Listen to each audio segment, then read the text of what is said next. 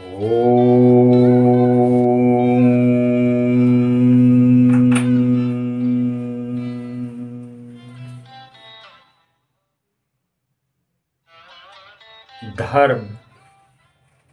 आज का विषय धर्म है। बहुत धर्म ग्रंथों में इसका उल्लेख भी पाया जाता है और लोग नाना प्रकार से इसका वर्णन भी करते हैं कि धर्म क्या है।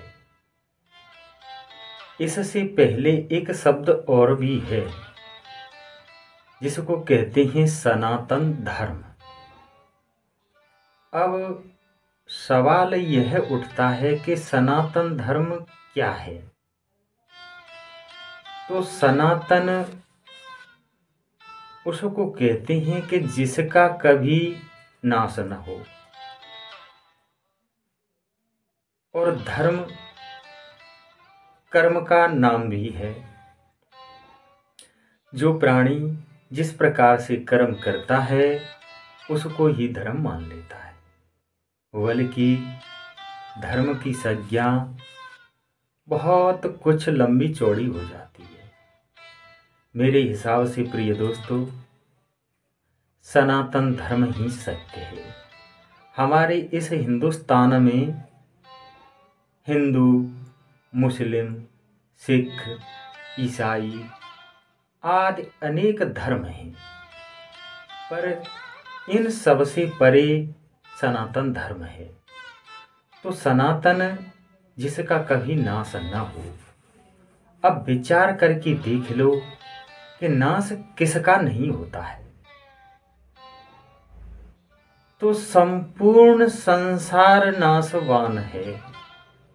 इस संसार में जो व्यापक है वह है ब्रह्म। चाहे जिसे आत्मा कहो, परमात्मा कहो, ईश्वर कहो, सच्चिदानंद घन कहो, या चाहे जो भी नाम दो प्रिय दोस्तों, लेकिन वही सत्य है। और जो सत्य है वही सनातन धर्म है। रामायण में भी उल्लेख किया है इसका कि धर्मन दूसर सत्य समाना, आगम निगम पुराण बखाना। तो अनेक धर्म ग्रंथों में ऐसा कहा गया है। तो वास्तविक जो हमारा स्वरूप है ये देह रूप है, और इस देह को जो चला रहा है जिसका नाम है आत्मा, वह सनातन है, जिसका कभी भी और किसी भी काल में नाश नहीं होता है। वही सनातन धर्म है। हिंदू, मुस्लिम, सिख, ईसाई यह तो सब बाह्य धर्म हैं, बाहरी धर्म हैं। ये सब नाशवान हैं, क्योंकि इन सभी प्राणियों का नाश होता है। प्राणी अर्थात मेरा मतलब देह से है, जिसमें प्राण रहती हैं उससे है। तो सनातन धर्म यही सनातन धर्म है। अब इसमें से बात एक यह भी हो जाती है कि ऐसे सनातन धर्म को प्राप्त होकर के मनुष्य शरीर दुर्लभ में यह आत्मा आकर के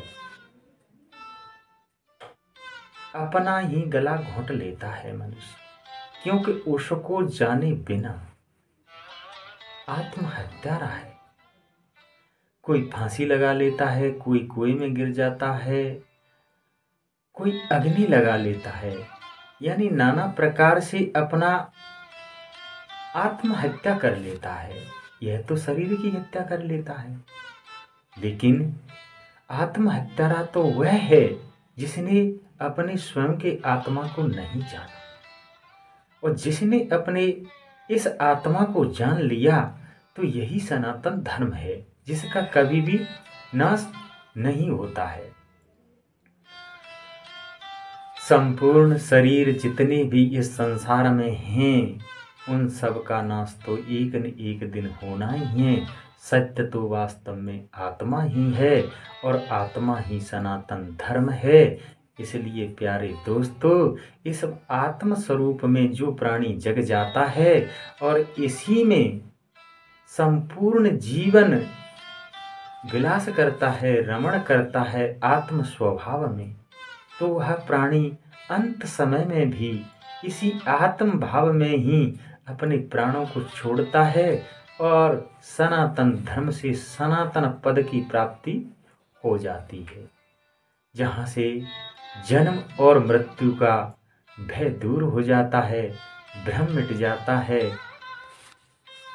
तो बहुत सारे धर्म ग्रंथों में इन विचारों का उल्लेख किया है। तो सत्य क्या है?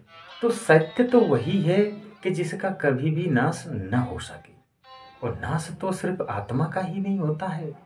आप चाहे जब भी देख लो, आप गहरी निद्रा में देख लो, इसका सबूत भी तुम देख लो कि जब आप गहरी नींद में होते हो, तो गहरी नींद में होते हो और जब जाग जाते हो तो आप कहते हो कि आज मैं ऐसा सोया कि मेरे को कुछ पता नहीं लगा।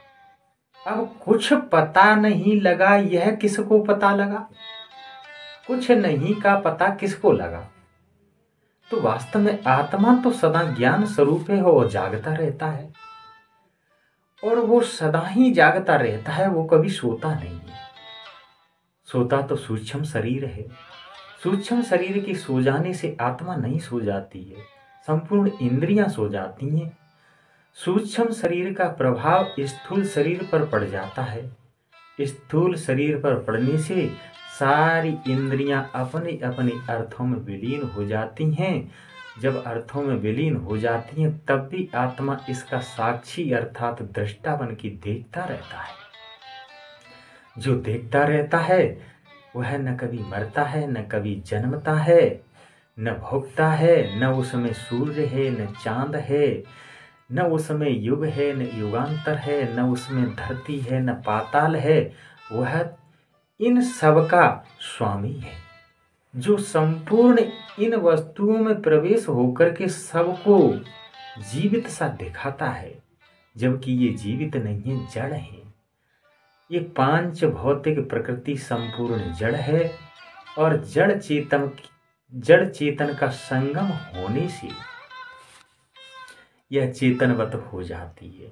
जैसे गोस्वामी जी ने कहा है, जासु शब्द आत्मा के लिए आया है, तो जासु सत्यता ते जड़ माया, भास सत्य एवं मोह सहाया।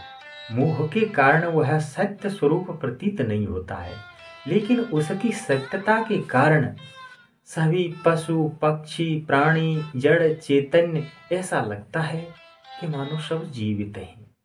जीवित नहीं है, सब लोग मर रहे हैं। जैसा कि गोस्वामी जी ने कहा है कि मरे मरने को ले गए, मर गए रोवन हार, और तुलसी इस संसार में मरे पड़े ये झाड़। तो सभी लोग मरे हैं, इसीलिए सत्य और चैतन्य तो आत्मा ही है, जिसकी सत्यता के कारण ही ये सब लोग जीवित से दिखते हैं, जिंदा प्राणी से दिखते हैं, जो कि जीवित नहीं है।